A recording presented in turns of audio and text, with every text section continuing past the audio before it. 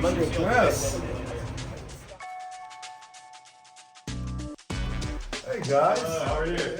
It's the most beautiful mini statue I've ever seen. Oh, hey everybody, welcome inside the Haymaker studio. I'm Skin Wade and I'm so excited that you guys are here and you're about to watch Haymaker Presents, which is our interview show. And Ben and I are launching it with Dirk Nowitzki. And it makes so much sense because in a lot of ways, interest in Dirk helped launch mine and Ben's career when we were doing the Mavs postgame show on The Ticket. We rode that wave for a very long time and we're about to ride the Haymaker wave. You're gonna love the Metroplex sports party that is Haymaker, but right now, let's get to it. Haymaker Presents.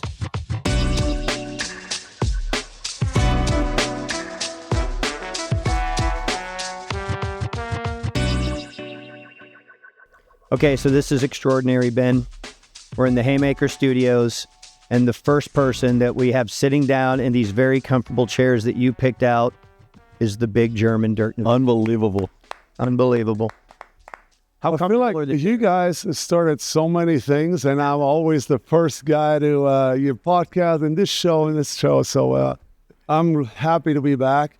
These chairs are super sweet. So, little Nebraska furniture mart. Yeah, of course. Which they support our foundation. All right, let's go. Everything works great. Didn't even know that, and we had planned to, as soon as this was over, we were going to take you over to Nebraska Furniture. Okay, walk around a little bit. Yeah, great. Okay.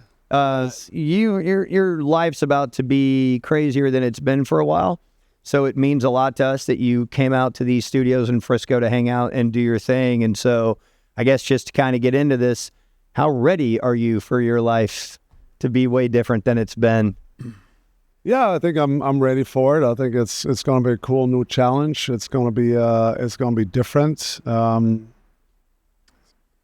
to do some research again. Got to, obviously watch a lot more games than I have. The last 6 years, of course, I kept up with the Mavs, but not like so much with other teams. So I think it's going to mean watching a lot more games, preparing for Friday nights.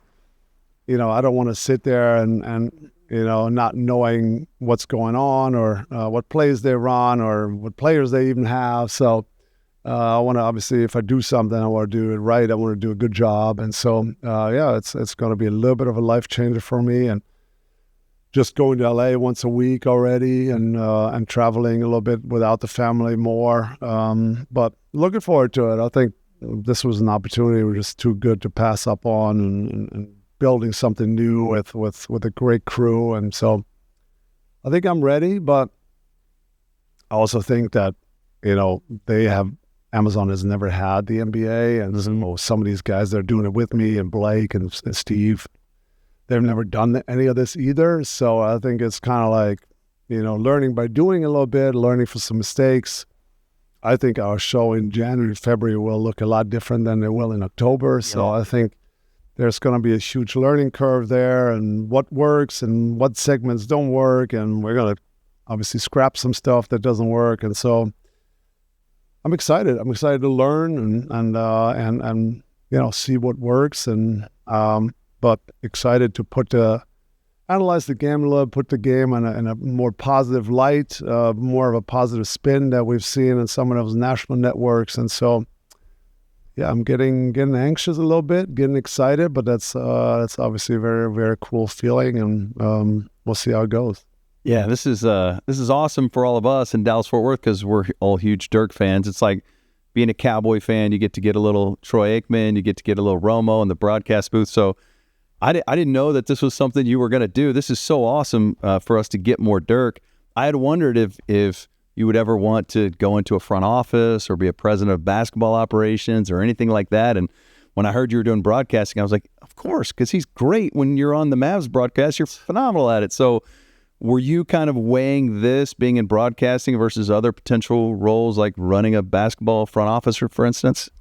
Yeah, I mean, I think when I sort of got closer to retirement, I think the first thing I thought was I'm going to go in management. I'm going to go work with the Mavs, and it's a natural fit there. And of course, my last few years, I was sort of prepping for it. I went to the draft room always and kind of see what the behind the scenes were. And we talked to, Keith Grant and all these guys a lot back in the days. And obviously Cuban was always around. And so I thought that was a natural fit. And then, but the more time I actually spent away from the Mavs and got some, some separation, the daily grind of management was a little bit overwhelming. And that's, you don't have a summer really, obviously the players get away in the summer for 4 months, but that's when the management really starts, then it's right to the draft, and you got to do all these draft workouts. Then you go right into free agency, which is the busiest time of the year. And then, you have a few weeks off, and then it goes right into camp. So, that just didn't sound great to me as long as I've been out. And then I really enjoyed traveling with the family and spending some time away and not so much here. And so now I actually can't see that in my future, honestly. Being part of the management is just something that would be too much at this point. And that's why I think this gig with Amazon is a good fit, because, I work once a week. Obviously, I have to fly out there, I have to prep, but I'm home most of the week. I can be with the kids. I can take them to all their sports, and then just miss, obviously, a few things here and there. But overall, I think that's for my lifestyle right now and where my family is at and all the kids' sports and stuff that works a lot better for me as of now. But, of course, when I retired, I didn't think I will ever be in broadcasting. But, when this opportunity came up and I met with the crew and I kind of saw what they were trying to do with who the people are going to bring in and how interactive they want to make it and how fun, and bringing a bunch of good dudes that want to, talk hoops. And so I thought it was just too good to pass up on. So I took that meeting and loved the bosses, loved what they were trying to do. And so that's how they came together super quick last year. They kind of met him in October, and really already by Christmas time, I said, "Oh, I'm in. This sounds amazing," and I give it a go. And so, yeah, I never thought I would be in broadcasting, but now we're here, and I'm excited. You jumped on our broadcast a couple of times, which doing the game is way different from doing the studio stuff that you're going to do. But you did go on with the Inside the NBA and the TNT crew. And we always talked about you being an avid basketball watcher when you played. And so if you do that, you get home and the West Coast game is happening, and then you get the guys. So I'm sure you'd seen a lot of their show. You jumped on their show. When Amazon first reached out, how much did that experience of you watching them and knowing what they do and then actually going on there, did that immediately click like, okay, so we're going to do our thing? Yeah, I'm not quite sure, but obviously I've been an Inside the NBA fan ever since I can remember. Yeah. And you guys know Charles was one of my heroes growing up. I wore number 14 internationally because of Charles Ward in the 92 Olympics. So he was one of my goats, and to followed him and watched him on that show it's just legendary. As legendary as his basketball career. He's been so great in that role.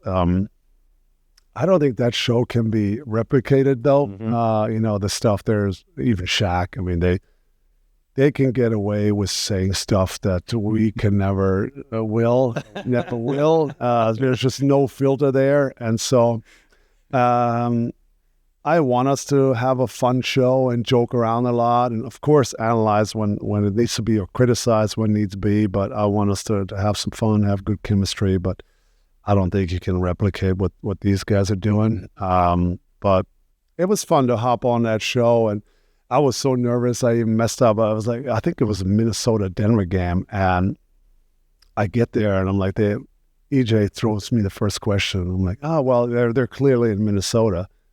But the first game was in Denver. I'm like, oh, God, this is how I start off Inside the NBA. Doesn't matter. Charles never has facts. Yeah, so actually, okay. I think he forgot what the game was, too. EJ had to correct me. But it was super cool just to be there, kind of see the behind the scenes. They sit in the green room. They watch the game together, even though Charles watched a little bit of NHL Game 7. He watched a boxing match. He watched a little bit of hoops on the side with one eye. Then he comes out at halftime and completely nails it. I'm like, that's, 20, 30 years experience. Yeah. He literally watched the Game 7 NHL and then just nails everything that's happening in the game. So super impressed with obviously how big the set was and how everything is organized there. So I learned a lot from that show. But honestly, I didn't think that Amazon obviously hadn't come up at this point. At that point when I did the show, they just asked me if I was interested in doing it, and I wanted just to get that experience. But I didn't think that obviously months later this opportunity would come up. So I kind of did it for fun, for the experience, for seeing obviously Charles and EJ and Kenny, and then months later this opportunity with Prime came up, and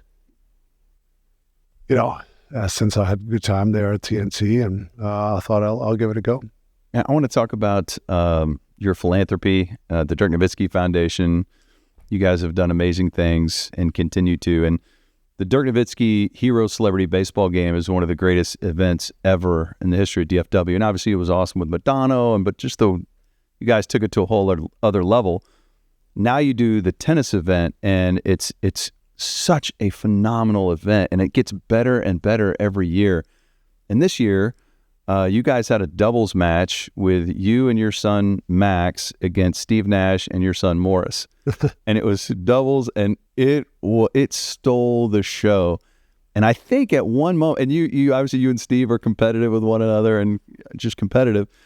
And I thought I heard you giving your son Max instructions in German so Steve wouldn't understand what you were telling him. So what was going on? Yeah, there? I wasn't trying to lose that game, honestly. Steve won. He beat me in every game there, but pretty much in my own event. So I didn't want to lose it. And he played with Morris, who's crazy competitive, and he also talks a little bit. And he's barely 9, so I wanted me and Max to get this one home. And so yeah, I gave him some tips and told him not to miss another ball or he can't come home.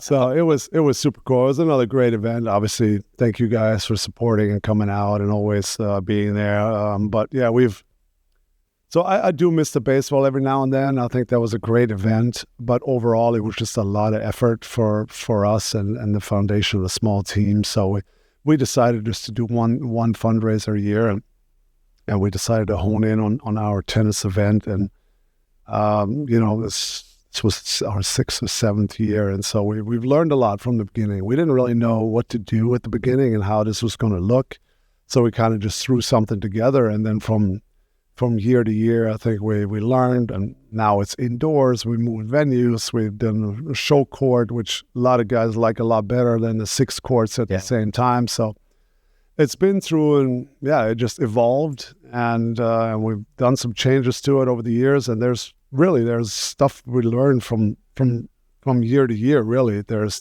different stuff, different elements we might add. It seems like every year is going to be a little bit different, some different games, different personalities. And so looking forward to having this obviously as a staple for us and our foundation. And, the team has done such a great job, and with Scooter and stuff to get more sponsors on board, corporate sponsors on board. And so the event has just grown, and we're super proud of it. It definitely has gotten better every year. And this year's felt like the best. And I think, as Ben mentioned, that moment that, where you guys were playing doubles with your kids, it was really cool because where we were standing, I could see your wife on the other side of the court. And I think she was really getting into it and feeling it, And there was a funny moment where it was funny to me at least, where you're like, yeah, we're just going to 7. And then you guys got into the match and Steve was like, no, we're going to 10. And I just kind of took that as, people are digging this so much. And also I kind of got the sense that your boys were digging it so much because like Max could not stop smiling. Yeah. He was smiling the whole time. I'm just curious what that felt like being on the court with your boys and then Uncle Steve is over there. Like, what did that feel like in the moment? Yeah, it was super cool. And we had that idea already the year before. And I kind of shut it down because there's all sorts of T-Bar kids and their academy friends and stuff. And so I didn't want to feel like I'm, doing something special for my children and my kids. And so afterwards, the feedback was we still should have done that. And so I'm so glad that we put it in the program this year, and the kids had a blast. And I was super proud, just soaking it all in. Obviously now they're really good players. Mm-hmm. And we're so happy, and they love being out there now and showing what they can. And I actually also wanted Malika to play. Yeah. So originally I was going to throw Steve out. Uncle Steve, you got to go, and have Malika play and against me or Morris or something. And then Malika is getting to the teenage phase. Oh, yeah. She was like, gosh, no, I'm not. That is so embarrassing, Dad. Stop it. So that we lost that idea pretty quick, and then it was Uncle Steve stepped in, and the boys were all over it and loved it, and so I think so too. Once we played and people were getting into it, and we heard that people loved it, and so that's why Steve said let's play a longer tiebreak till 10. So that's something for sure we're going to keep in for next year. I think that was a big hit for lots of guys. Like that was the feedback from a lot of people that they said that was one of the highlights. So I'm going to keep that in. Obviously, next year they're going to be another year better and stronger and bigger, and so pretty soon we're not going to have any chance.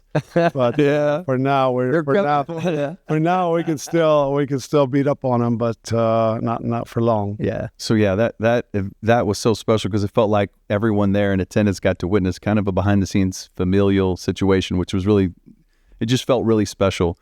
And then you roll out a basketball goal and you play knockout, and that was so much fun to watch. And we're watching, you and Steve, two of the greatest shooters in the history of basketball, play knockout in front of us on a temporary goal that was rolled out onto a tennis court. Rolled out. And it ends up being you, Nash, and Kobe Cotton from Dude Perfect in the final three. And I'm watching you like block Kobe's shot, kind of nudge him, push him, so much gamesmanship happening. And then at some point, you dunk and hang on the rim. And we were talking to Scooter about it, and he said in the meetings leading up to it, they're like, look, as long as no one dunks. And he's like, and Dirk's in the room for that meeting. Not only does he dunk, he hangs on the rim. But that was an awesome moment, too. I got a little excited. I haven't played basketball in a while, so I kind of used that for me. And I saw, obviously, the basket was super low. So I figured on one of those rebounds, I'm going to just go for it. Not off the left leg, but off the right leg. Still has a little bit of spring left. So I just went for it. But that was really designed because obviously Cooper Flag came out, and he doesn't play tennis. He's a good golfer, but he didn't want to play tennis. So we thought, how can we get him involved a little bit and get everybody activated that's there that doesn't want to play tennis? And so we thought we were going to just roll out a temporary hoop and play. And of course, the interesting thing is that a lot of these fans that come out are still Mavs fans, Mavs supporters, and they might not even know tennis that well, but they want to come support us and the foundation. So I think that was another highlight that we did that and rolled that out and had some fun, and of course some of the trash talking. And Joakim was great. By the way, he's amazing. We want him back next year. Joakim Noah, so fun, great personality. So those we actually learned this year that some of the games were more fun than actually some of the tennis tiebreaks. So I think we're just maybe next year even put more stuff in, more games, more interactive stuff that to activate everybody and not just have a bunch of guys sitting around. So. Like I said, we learned from every one of them, and we evolved and changed it a bit, and looking forward to next year already. All right, so I hope you're digging the sit-down, get-down interview with Dirk. There's a lot more to come, including Dirk talking about driving on the Autobahn. I know you're going to stick around for that. But this is also your reminder that this is just the beginning. In the coming weeks, Travis Frederick, Torrey Hunter, Nick Van Exel, and our signature show starting December 1st, House of Haymaker, which will be right here on this beautiful, luxurious set. All right, I'll shut up. Let's get back to the Dirk interview. I want to talk a little bit about the relationship arc with you and Steve. Because one of the fun things, too, about that tennis event is you and Steve being together. I think for fans, especially for like me and Ben. And then obviously, he went to Phoenix, and then you guys went and did amazing things without each other. But I know that y'all vacation together, and I know it's pretty evident your families are really familiar with one another. And so I'm curious, if you can take us through, we know what the early days are like, but what has it been like with Steve over the last, let's just say, since you guys retired and now y'all are working together?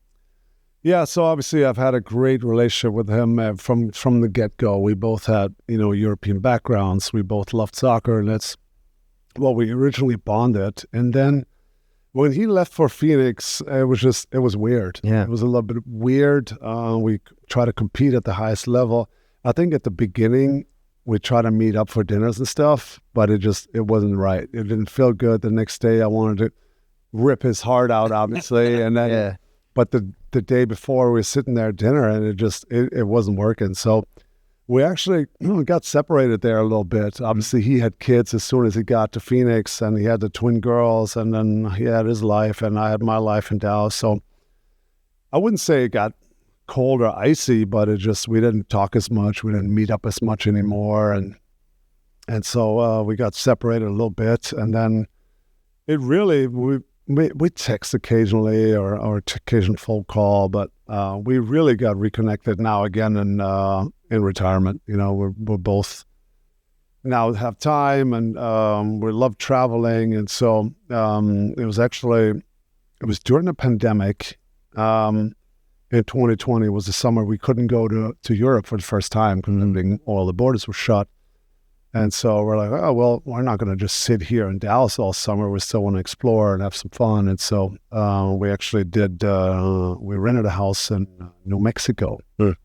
And never been, because obviously we haven't explored that much here in the U.S. because we always go to Europe. And so, and then we had a bigger home, and we threw the invite out to Steve. Hey, do you guys want to come and hang out? And I didn't really know his new wife at the time, and they had kids, and and so they said, yeah, let's do it. We ended up hanging out in the same house there for 2 weeks, and that's where we really reconnected, and our wives connect. I mean, that's very important. Yeah, I have a lot of obviously relationships where we understand each other great, the wives don't get along great, and then it's always hard now. Mm-hmm.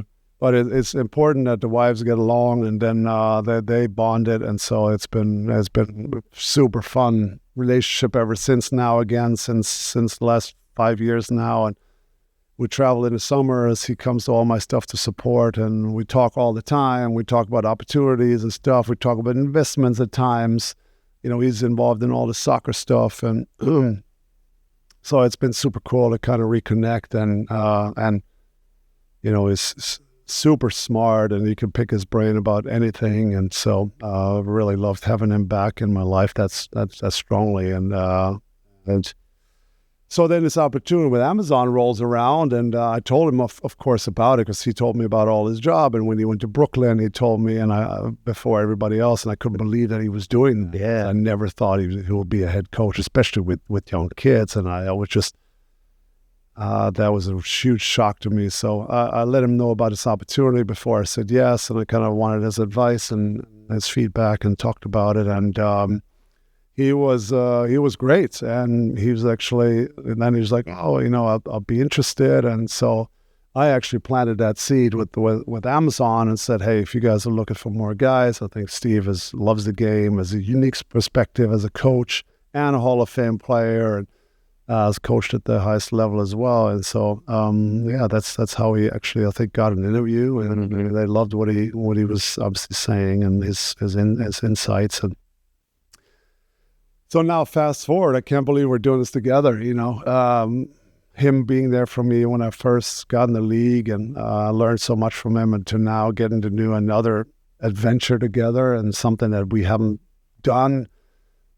So it's great for me to have a familiar face there that I'm comfortable with, and so I'm looking forward to kind of working with him, and you know, learning from him in certain spots, and so, and we have a great relationship. So I think it's good to have somebody there that I have a relationship with and I'm comfortable with. So it's going to help a lot. I want to talk about Holger, mentorship, you wearing a Holger hat, a great article in D Magazine, and one of the parts that really stood out to me was kind of you mentioning that, you know, the things you worked on with Holger, that they're not secret, they're to be shared and things like that.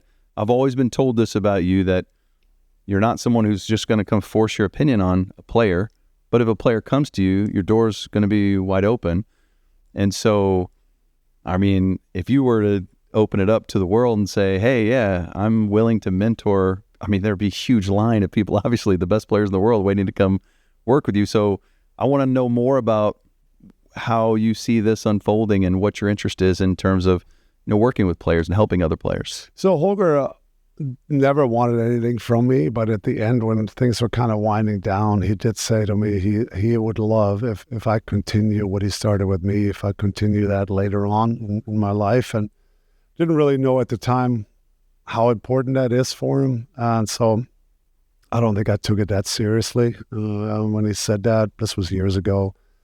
And now that I'm out more and I don't know, I get back into the basketball world, I think that's something that will be super cool and interesting to me. And like I said, I've just scratched the surface on some of that stuff and just given some guys some pointers, some feedback. They send me some clips. I might send my feedback back. So I haven't really been in the gym with somebody and really do the grind, just a little bit last summer. So I don't know, but I think it's something that, you get a kick out of, I think, in that phase now of my life, in the next 30, 40 years. I think it's something that could be super cool, mentoring somebody to be there, see the progress. I think it's that gives you a lot of purpose in life. So I definitely, since the Amazon will never be a full-time gig, so I'm not going to live out in LA. I'm not going to go on every night. So there is obviously time for something else later on, maybe. And I think that's something that will be super nice, a super fulfilling role, I think, for me to teach, to mentor, to be somebody, be there for somebody like Holger was for me. So how that's going to look and when, I think all that is still to be determined, but it's definitely something that I think will be great for me and very fulfilling role as I get older and still give back to the game in a way and still be involved and go through the ups and downs and just like how emotional Holger got when I got some of my milestones, and that's just. That's how you're invested you are as a mentor and the relationship we had together. And so that would be something that would be, I think, super cool for me as well. How about basketball with your own kids? Yeah, I mean, I always said I'm going to get some time away here from hoops, but at some point if my kids start, I think that would be a cool way to get back into it. And it's slowly getting there. Maxi just started here in the spring season, actually, and I think he's got the bug now. All right, bug, loves it. I mean, he still does his tennis and he played a little bit of soccer again still, but he's the first one to get the basketball bug, and so it's been fun being around. And I take him to the court every now and then, and we'll do some Holger exercises. I said, no, you got to spin first before you do that move. Or he wants to do this step back. I was like, no, lefty layup, 10 in a row. You're not going to do a step back here if you can't make a lefty layup. So I'm putting them through some of the Holger drills, and it's a fun way to, obviously, for me now to get more involved in basketball. I didn't really understand the whole basketball cycle here with AAU and school and how all this works. So I'm pretty new to this with club and how that works with school stuff. And so it's going to be interesting learning curve for me as well, and really get into that circuit of basketball here. And obviously we know youth sports is a little bit of a business here, and so to kind of navigate all that and to keep him straight and narrow and not get carried away at times. I think it will be a challenge, but it'll be a fun challenge that I'll take on, and happy obviously to have the time now to be around and see their obviously sports journeys are followed closely, and take him to tennis tournaments, take the other one to soccer, Morris, and so it's just amazing that I have the time now and that I can be there for them and see all that up front, and to see how they developed already and how proud that makes me. It makes me prouder than any accomplishment that I've ever done, which is crazy. That's now I understand how my parents felt growing up, and they they always told me how proud they were, but I don't think you really understand what that means until you see your kids do something cool. And it doesn't have to be sports or anything, but the proudness of a parent is just something different. So be a fun journey the next whatever 10 years until they're all out of the house. Be fun times in the Nowitzki house. Yeah, I remember when my kids first started getting into youth sports, it's like you're at this game and it's like 6th grade basketball or something, and it's just turnover. But you'd rather be there than at Game 7 of the NBA Finals, on the front row, just because you're so invested and you have so much love in what you're seeing. Yeah. And I love hearing you just being a normal guy, like being a dad, talking about youth sports. And to that end, when you got here today, I don't know, we were outside. We were so excited about you being here. We're like waiting for you to get there. I didn't know if it was going to be a helicopter, a limo, what. You were just going to levitate in. And then you were just driving. And I'm like, oh, wow, he drives himself. And so I started thinking, do you what's that like just driving around Dallas? People see you through the tent and, do you have road rage? What is Dirk the driver like? I'm pretty chill, put in an audiobook or some good music and, but these days I'm more an Uber for sure. Driving the kids to every day is sometimes one has soccer, one has tennis, one has basketball. It's a lot. So I drive a lot. Every now and then I get recognized in the car and I give it the old, hey, there he is, wave. But it's super cool and fun. And of course, when I go to some, the soccer fields, I get recognized obviously a little bit. But parents obviously is super cool and want me to enjoy my kids and be there. So it hasn't been actually super bad. So no, I enjoy going to events and watching them and enjoy driving. I mean, if you grew up in Germany, you have to love to drive on the Autobahn. I just actually did when I was home last week for the court dedication. I drove a little bit on the Autobahn. So it's just... How fast do you go? I try not to go crazy. I mean, there's guys on the left lane that just go wild. Because it's unlimited? It's unlimited in certain parts. Okay. There's more and more speed limit now. Obviously now there's more cars than 20, 30 years ago. And there are points, there are some accidents now. So there is a lot of speed limits now. But there's still some parts where you can go and then people usually go and have some fun. So, I grew up driving a lot and obviously, Holger used to live an hour away from me. So my routine was every day I get in the car, drive for an hour, drive to Holger, practice for two and a half hours, shower, get back in the car, drive home. So I spent a lot of days on the Autobahn back then just to get up practicing with Holger. There's I just looked. We have the great Nowitzki, Thomas's book. Thomas.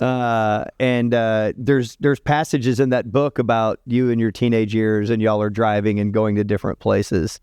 So as you're describing all that, I mean, I can visualize it because I've read it in the book. Yeah. You mentioned a second ago when you are driving, you put on good music. And I do want to know where your music head is these days. Like if there's stuff I do know that you've played different instruments and tried different instruments. Are you still playing music? Do you have music that you like? I wish I was still making more music myself. I just don't have the time as of now. But I'd love to maybe learn the piano again. I did as a kid, but it's been like 30-something years ago, so I don't think a lot is left. Love to play a little bit the piano again and get into that. Music-wise, I'll always be a 90s kid. I mean, it's just, to me, it was the greatest time for rap and for some of the early grunge with Nirvana and Pearl Jam coming up out of Seattle. And so there's just so much great stuff that I usually have just a Spotify 90s playlist on. Yeah. And my wife was like, 90s again? Are you serious? But I don't know. I'll always be a 90s kid, and that's where my heart is. But then some other, my variety is pretty deep. I mean, I go all sorts of stuff. Besides really country is not really my thing. Now and then a song. But other than that, I could listen to a Eurotrash dance music. Yeah. Or, it could be pretty much anything. So, listen to a little bit of everything. We've never really talked about this, so I just want to touch on this briefly. Like, you've always been so kind to us personally, and I don't know how or why, and I'm so grateful. I'm still trying to figure that out. This, it's I'm still trying to think, what happened? It makes no sense. And like when you were playing, I remember one time we were like, hey man, remember you got to give us one interview per year. And you were like, yeah, but only one. And we were like, he's going to give us one per year. And you really did. Every year you gave us one. And then we get to host your charity events. We got to go to the Hall of Fame induction. Like, here you are on the first day of Haymaker. Like, You regret all this, right? I hope you know how grateful we are. And I don't know how we got so fortunate, but thank you for always being so kind to us and going on adventures or letting us come along. Thank you. Oh, thank you guys for all the support for everything. And you obviously have fun to be around, and you try all these new ventures, and now we got a brewery. And Hey. so, yeah, you guys are amazing. So thanks for all the support over the years. You had to drive by that brewery on the way here, man. It's come a long way. Come a long It's way. the groundbreaking. So excited for you guys. Excited to see it. And obviously, the coolest thing I would say is the tap thing for the German for the big German. That looks super cool. So yeah, excited to see the final product and have a few pints. Yeah, we'll try to work you in getting up there around your now travel to LA every weekend schedule. I'm sure we can figure something out. Yeah, we can figure something out. I'll be busy now. Probably the first 6-8 weeks, I'm pretty much on every week. Yeah. I get a little break there around December. We do have the Cup finals, so I'm going to be in Vegas for that, which will be cool for the semifinals and final. But it slows down a little bit. But the first couple of weeks, I'm doing every show, which I'm looking forward to. Do you know yet if the German team, for the World Cup, will be out here at Toyota Stadium in Frisco? Or Yeah, I'm not quite sure when they still qualify, so Okay. they still have World Cup qualifiers. So yeah, I don't think besides the defending world champ, I don't think anybody's qualified yet. So that's going to probably go all the way through somewhere in the spring, and then we'll find out what the teams, what the groups are. Excited for that, though. We usually go to Europe, of course, all summer, but lots of people actually next summer want to come here, want to stay at the house, want to kind of hit two birds with one stone, kind of see us, hang out, see the house, and go to the World Cup. So that'll be a busy few weeks for us, and that'll be a summer where we're going to be here more than probably in Europe, but World Cup is just so special. Ever since growing up, I can remember, my first really big memory was 1990 when Germany won the World Cup in Italy. I remember I was 12. People were going nuts on the streets and cars everywhere honking and partying. And so it means a lot, especially in Germany. And so this will be my first World Cup because in 2006, I'll never forget, we actually hosted the World Cup in Germany. It was amazing, fan fest. The weather was amazing. That was the year we went to the finals. Yeah. And we ended up losing the finals. The next day, I was going to go home for the final just to see Germany in Germany. We lost the semifinal to Italy, so it was like I missed the World Cup. We lost the NBA finals, so it was one of the worst summers ever.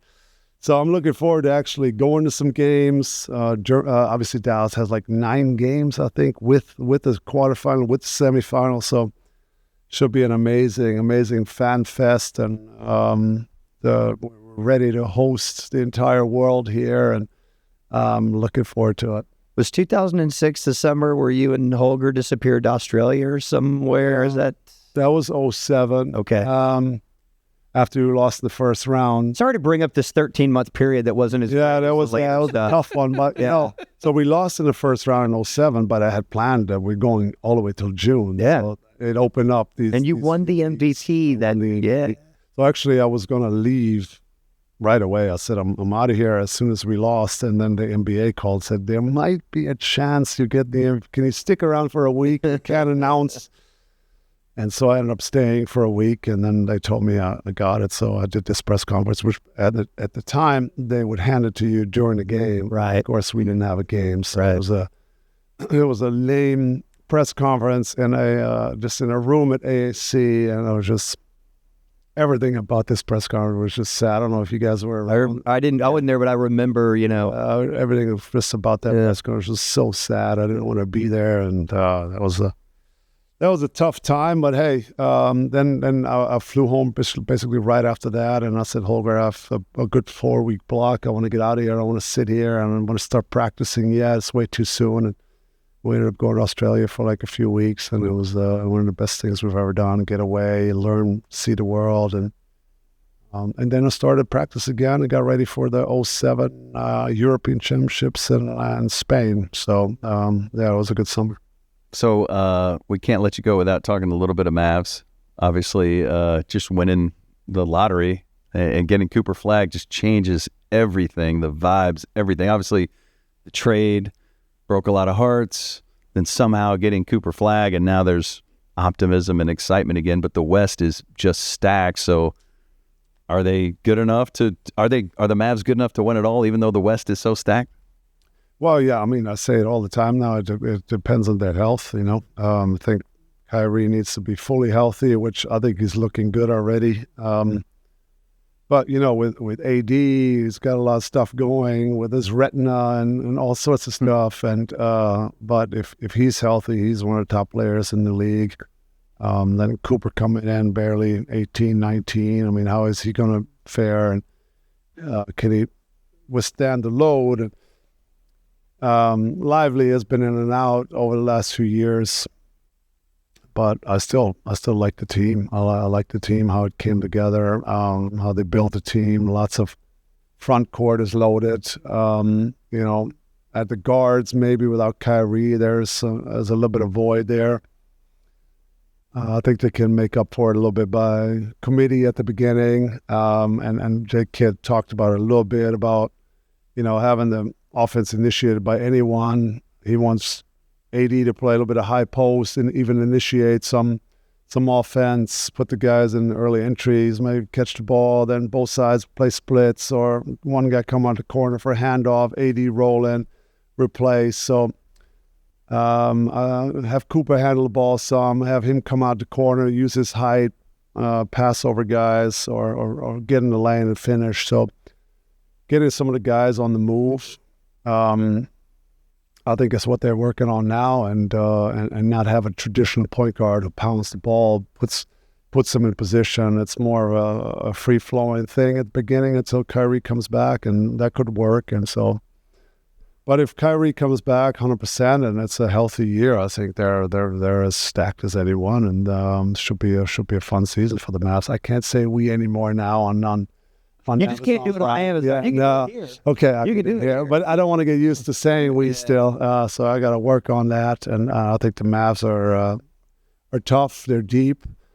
To me, they should be one of the best defensive teams. I mean, the length they have, the athleticism they have on every position is incredible. So they're going to be, if healthy, they're going to have a great team. I felt like if we had a telestrator right here, I felt like we were getting an Amazon preview. Yeah. Well, this was just light. This was just a light little intro. This was just a light little intro. No, I do want to just get your thoughts. I don't know that I've ever heard you talk about him. I so enjoy watching the Joker play, and I'm curious what you think when you watch him. And I feel like they reloaded this summer. I know we're not here to talk a lot of Denver Nuggets basketball, but I want to know what you think about when you see Joker play. Yeah, incredible. Incredible with the lack of athleticism, you really got to say, that he's maybe arguably the best player in the world. Just skill level out of this world, how he reads the game, his basketball IQ is just incredible. And he's just so big and overpowering with little guys. See, with me, you could always get away with guarding me with little guys, and I had problems fighting them, getting down the post, but he is just so big that you cannot guard him with little guys. Mm-hmm. He just makes it impossible, and he's so good of a rebounder, too. And with the big guys, he just draws them out. He can post them. He can draw them out, run pick and roll. He's got the three-point shot now. But what impresses me is how he reads the game, and the passing is just next level. So I'm always been a fan, obviously, of his game, how he plays the game. And so, yeah, Denver's looking good. So the West is tough. It is tough. Yeah, well, of course, OKC should be the favorites with that team coming back, but I think behind that there is a lot of teams jockeying for 2 through 4 or 5. That should be fun to watch and fun to follow. So you're a citizen of the world. You could live anywhere you want. Why is it that, I mean, obviously you own this city, but you could have moved anywhere you wanted to, but why Dallas? Yeah, I've been here since 98, 99. So it's kind of course, grew into this. It's become my second home, and always felt comfortable here, obviously, and growing into this community. And then, I didn't really know whether after my career I was going to leave, go back to Europe. And then, of course, I married. Kids were born here, and so they went to school here, and so it was kind of like a no-brainer to obviously always be here and have a home here. Now we do travel a ton in the summers. It's a little bit too hot for my liking. And You're not alone in that regard. so July, August is just tough, and so we do go to Europe a ton and spend a lot of time there with family and friends there. So I think it's just the best of both worlds. I still love Germany. I still love Europe. Love being there in the summers, and then during the fall and winter where we're here in school and kids sports. And so love obviously the fact that I'm kind of jumping my 2 worlds and I kind of combine them, and with the kids, and it's just it's been I'm in a very fortunate position that I love a lot of the spots that we spend a lot of time with and yeah, things are going great. Can't complain. It is interesting. I mean, you and Jess are both global citizens, and you met here. How quickly into that whole thing did you know this is my wife?